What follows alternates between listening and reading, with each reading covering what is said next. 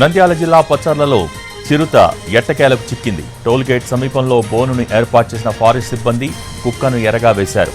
ఆ కుక్క కోసం వెళ్లి బోనులో చిక్కింది చిరుత. గత 3 నెలలుగా పచ్చర్ల అటవీ ప్రాంతంలో చిరుత సంచరిస్తోంది.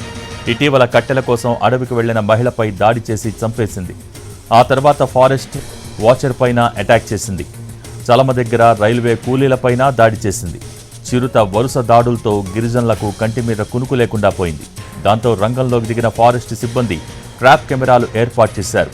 చిరుత సంచరించే ప్రాంతాల్లో బోనులు పెట్టారు. ఎట్టకేలకు చిరుత చిక్కటంతో గిరిజనులు ఊపిరి పీల్చుకున్నారు.